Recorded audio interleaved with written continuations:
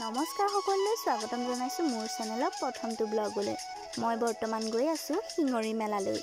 গাড়ীবোৰ সোমাব দিয়া নাই ভিতৰলৈ, গতিকে খোজকাঢ়ি যাব লাগিব এই প্ৰথম গেটখনৰ পৰা মেলালৈ।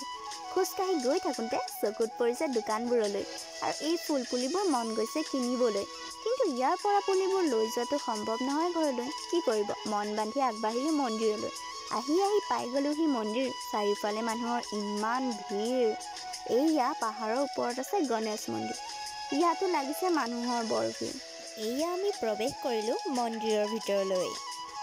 পিছে শ্ৰী গোপেশ্বৰ মন্দিৰত চাকি জ্বলাবলৈহে নহ'লগৈ। প্ৰসাদ পাতি খাই আমি আগবাঢ়িলোঁ ভাওনাস্থলীলৈ। এয়া এইফালে প্ৰস্তুতি চলি আছে প্ৰত্যেকবাৰৰ দৰে ৰাতিলৈ ভাওনা হ'বলৈ। তাৰপিছত আমি গ'লোঁ মেলা চাবলৈ। মেলা চাই মেলি উভতিলোঁ ঘৰলৈ। ভিডিঅ'টো শেষলৈকে চোৱাৰ বাবে ধন্যবাদ আপোনালৈ।